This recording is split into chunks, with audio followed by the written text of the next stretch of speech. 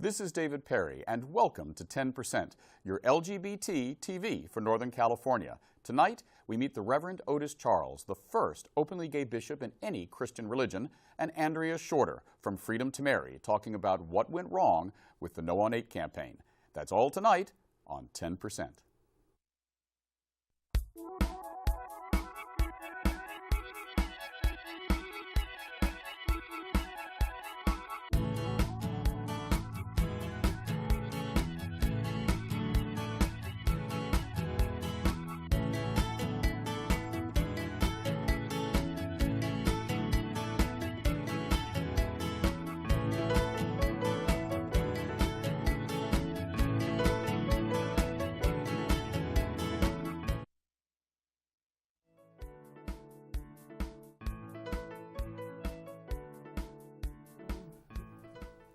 This is David Perry, and we're chatting with the Reverend Otis Charles, the first openly gay bishop in any Christian faith, and we're very proud to have him with us tonight on 10%. Welcome, Otis. It's wonderful to be here, David. Thank you so much.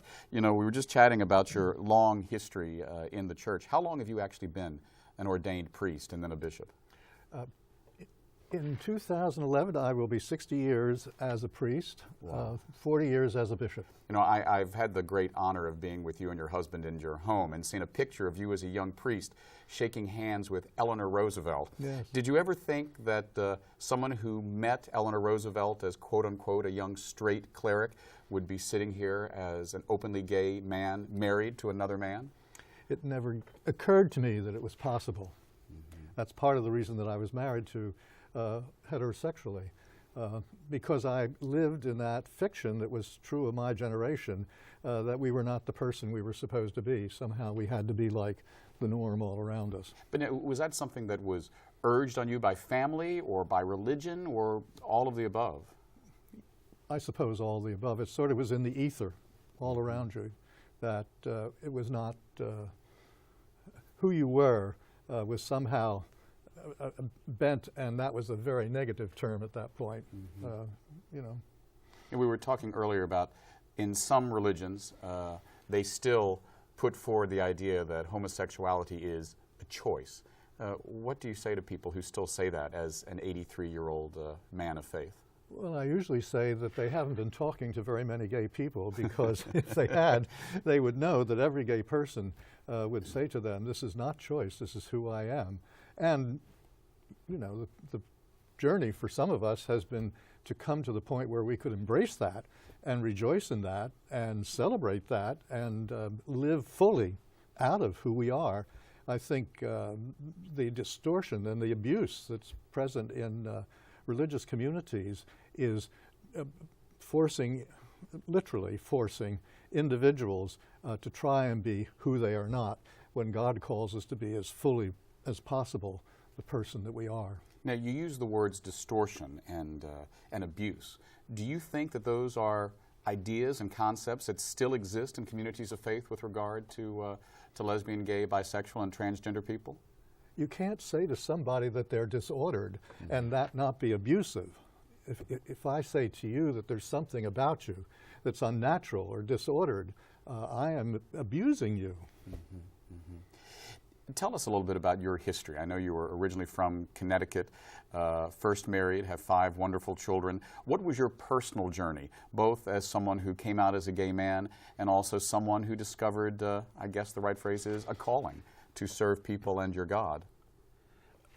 My journey was, I in different ways, knew that I was gay as long as I can remember. My first love was my dearest friend in high school. I went into the Navy, spent 2 years in the Navy, on to college. And all this time, I was having a gay, we didn't have the word then, but having homosexual experience. And at the same time, I was trying to conform to the life around me. So I would date a woman, But also at that time, were you being called, you felt, to a life of service within the church? No, that was kind of interesting. The church has always been part of my life. That's too long a story for this moment, but, but it's always been part of my life. It was in college that I was directed toward priesthood My economics professor said to me when I told him what I was intending to do when I finished my college program, he said, "Oh, I don't think you want to do that. I think you want to go to seminary and find out if you have a vocation to the priesthood." So your calling came not from God, but from your economics professor. That's right. That's right. Well, God uses all sorts of ways to get to us. Right. And so that was the beginning. In the seminary, I appropriated the unspoken. It had never been said to me in any direct way before, but I appropriated in seminary the unspoken notion that I had to be different than I was. Mm-hmm. And meaning heterosexual. Meaning heterosexual, right. And the first year in seminary was a terrible struggle. I was in New York. I'd been in and out of New York. It wasn't strange to me. But I found my way to the Greenwich Village, which at the time was the center of gay life. And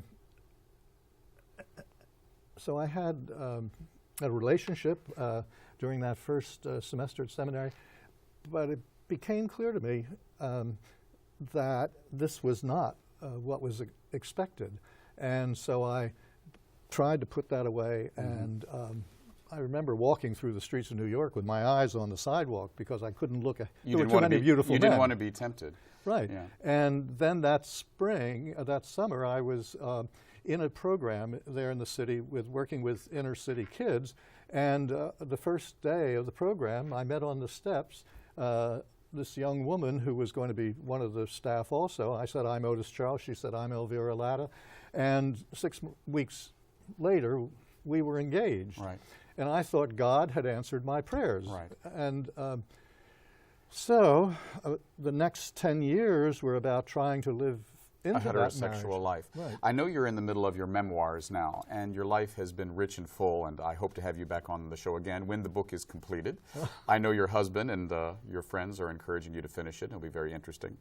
What do you say to a man or woman who's gay, lesbian, bisexual, transgender, who says, "I don't need the church.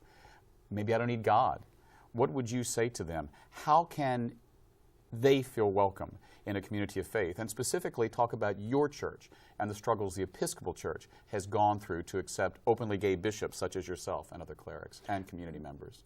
Well, in a capsule, the Episcopal Church has been very fortunate because it has had lay members, not clerical, but lay members who have been very committed to being out. And Louis Crew, who is one of those individuals, opened up space in which other people could step forward. And so there has been a culture for over 30 years within the Episcopal Church of coming forth. So when Gene Robinson was elected the Bishop of New Hampshire, this wasn't something bizarre. It was very much a part of what's going on now in the Episcopal Church. It was part of what was coming on. He had the support of his diocese, his people. He had the support of all the dioceses around him. And of course, for those of people who may be watching who don't know, Gene Robinson was also and is a historic figure, the first openly gay person who had already come out as a priest and then elevated to bishop. But your story was much different. You were actually the Bishop of Utah. Yes. And served in that capacity, and then when you retired, you came out of the closet, making you the first openly gay bishop in the world. And of course, as they say, once a priest, always a priest, the Episcopal Church now has you as an openly gay voice at the Lambeth Conference. Do they see you as kind of a gay thorn in their side sometimes? As a retired person, it's possible to not pay much attention to me. The reason Gene Robinson may be seen as a thorn in the side of the church is because they can't circumvent him. He is a sitting bishop. He's the bishop of a diocese. He has the support of his people. He has the support of the other bishops and dioceses around him. He has the support of the whole Episcopal Church. He was elected within the General Convention of the Episcopal Church, so he can't be ignored. Our present presiding bishop and our previous presiding bishop have continually led the church into this posture. There will be no outcasts in this church. Now, like all parts of this society, we keep having to live into that. Yes. But it is through people coming out. I guess this is what I would want to say. my coming out has any value, it's that it opens up some space for somebody else, and everybody else who comes out opens up space. Well, and you're opening up in many ways. I mean, I'm always astounded by how quickly you adapt to changing technologies to get out the word that God's message is one of love and inclusion. You even have your own website now, otischarles.com, I understand. Yes. And what would be your message to people of other faith communities who say, the Christian church in general isn't for me, whether they're Jewish or Buddhist or Islamic?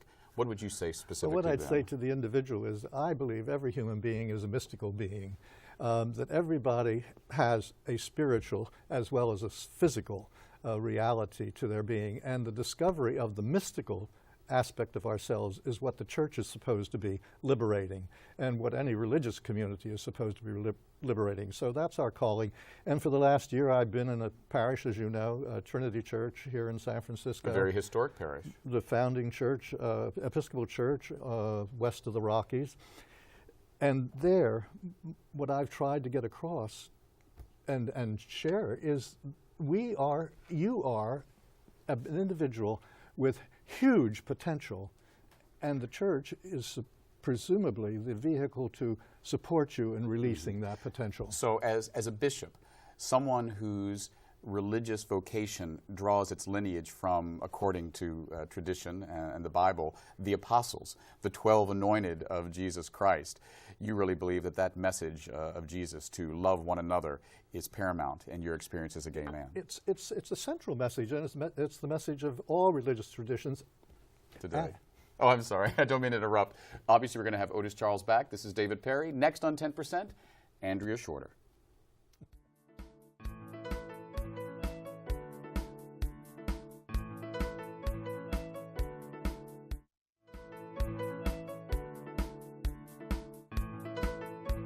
The heart of Republican territory. Yeah, exactly. This is David Perry. Welcome back to 10%. We're pleased today to be speaking with Andrea Shorter, the statewide coalition director for Equality California. Welcome. Thank you so much, David. You know, this is timely for you to be here. We were talking before the break about all the changes that have happened in California and the country in the last year, and nothing has been bigger than Prop 8. Oh, yes. So where are we on Prop 8? Can I stay married to my husband or not? Well, right now, it seems as though you can stay married, but we have to wait and hear what the Supreme Court says. So I think there's greater anticipation that they'll uphold the marriages that have taken place over the last year. And but we also have to see what they're going to do in terms of overturning 8. Right. For those people who maybe have been under a rock and not followed this, tell us a little bit of the history of Prop 8 in specific, and the last few years, what has gotten us to this moment where there's 18,000 couples, same-sex couples in California that are legally married that might not be, depending upon what the Supremes say? Right, right. Well, I think that everyone, like you said, unless you've been under a rock, will have some reference point in terms of a few years ago when Mayor Gavin Newsom sort of made a decision with Dennis Herrera, our city attorney, and says, we're going to start marrying same-sex couples. And let's make that happen. It would seem that under the state's constitution, we would be able to do that. So that kicked it off, and clearly was the marriage effort heard around the world. Right. But then, so a number of couples started to marry then. And then certainly really around about a year ago, actually, is when we heard from the Supreme Court. June 15th, right? June 15th, right, and said that actually, same-sex couples have a right to marry under California's Constitution. They have an equal right to marry. So now where we are is clearly with Prop 8, which sort of challenges that from the right, looking to define marriage as just between a man and a woman for the state of California. And so we've had that battle, and basically are now in the courts challenging the legitimacy and the validity actually of the initiative. So the initiative battle at this point in the courts is really more about the validity of the initiative itself in terms of what its intent was. It's less about gay marriage and more about, was this a legal way to change it? Was this a legal way to change it? And if it is a legal way to change it, then that opens up a whole can of can of worms in terms of what you do in terms of minority rights. In other words, can any body come up with an initiative that says people named Dave that wear blue shirts, he's in a minority, we don't like that, or we want that changed, and then we're going to have an initiative and change that. So it opens up a whole, different spectrum of issues. So right now we're waiting to hear from the court as to whether or not they will overturn 8, what the word will be in terms of whether or not that initiative was about revising the Constitution or amending the Constitution, and because with revising it, there's a whole other process in terms of going through the state legislature and so on. So lawyers and legislators are good people like you are keeping busy. Oh, yeah. Did it surprise you the negative reaction to the Supreme Court decision in June, or was it pretty much what you expected? The negative reaction to the from the opponents to gay marriage? No, it didn't surprise me. I think that's of course we're always disappointed, but no, we can't be surprised. I think we have to be very well aware of the fact that this isn't the first time clearly that there have been those forces that have attempted to either erode, either take away, or just basically obliterate LGBT rights. Right. So marriage equality is a singular issue, I think, in terms of what Harvey Milk called sort of the shopping list, yes. right? So of issues that I think clearly that they have some intent of then challenging us on. So whether it's adoption issues, whether it's on foster care issues, or a whole host of other things, we have to remember that marriage equality, same-sex marriage equality, is really just for them a singular issue in many. So that didn't surprise me. I'm sure you've heard a lot of Monday morning quarterbacking about what Equality California did or quote-unquote didn't do specifically, and other people, they say some people in the gay community didn't take this seriously enough. What do you say to people who say, what did we do wrong? Why didn't we win this? Why didn't we defeat Prop 8? Right. Well, there's a lot of lessons learned. There's no doubt about that. And not only lessons learned for Equality California, but remember, it's a campaign that was really run by a partnership of various LGBT organizations that came together and tried to fashion an effective campaign within short order. So, clearly there were some opportunities missed in terms of the kind of outreach that I'm now trying to do. What are some of the opportunities you think we missed? Well, build some bridges with communities of color. Not to say that the LGBT community and other communities of color aren't working together, but let's work better together. And I think that there was a resounding cry that said, wait a minute, we're actually here at the table with you on marriage equality. We want to help, but we also need your partnership on other issues that are happening in our communities. So let's start talking about that and building those bridges so that we're not just focused on a singular issue such as this initiative or that initiative, but how do we really build sort of more long-term partnerships. As an African American woman and activist, does it offend you or bother you when you hear people say, well, it was the black churches that that did us in, or it was that robocall, that really extremely notoriously well done, in a sense, robocall with President Obama's voice that did us in? What do you say to people like that? And how does that make you feel? Well, it makes me feel as though we still have a lot of work to do in terms of changing perceptions. We still have a lot of work to do in terms of correcting what the real record is.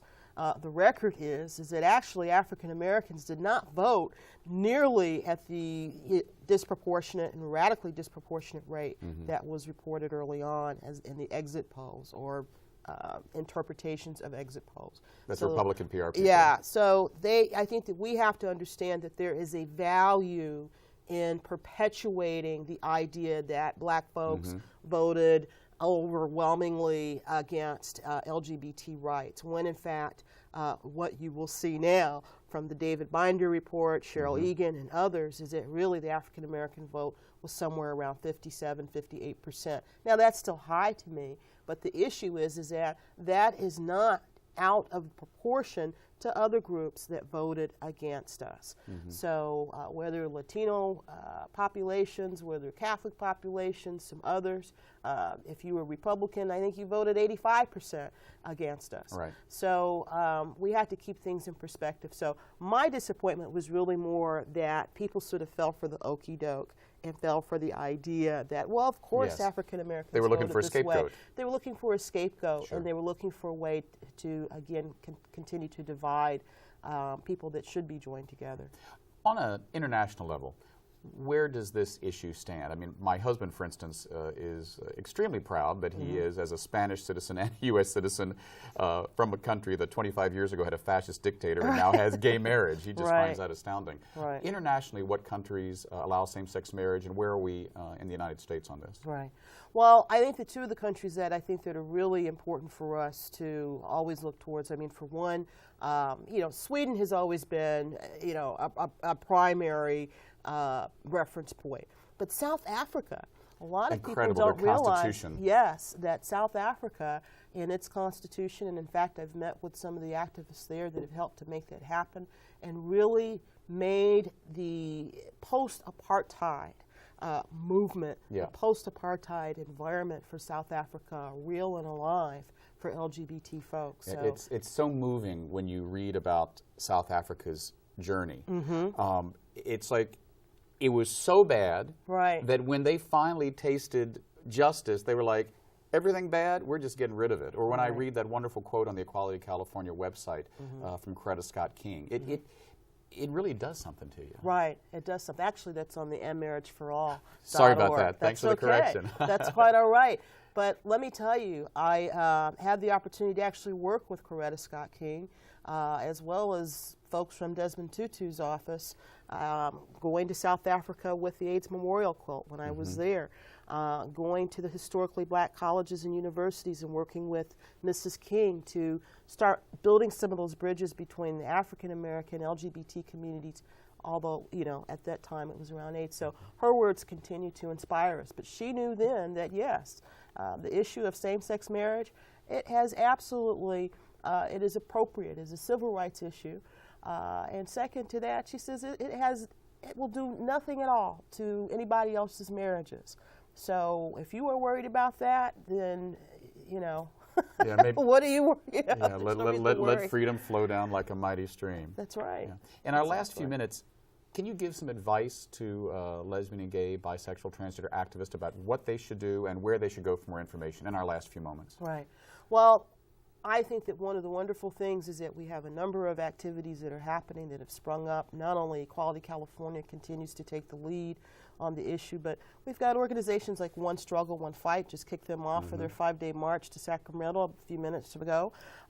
We've got Join the Impact and some other groups. So you can go to Equality California, eqca.org, and find out. And we have a series of town halls that are coming up around the state that we'd like to see folks at. Thank you so much. We've been speaking with Andrea Shorter from Equality California. We look for you next time on 10%.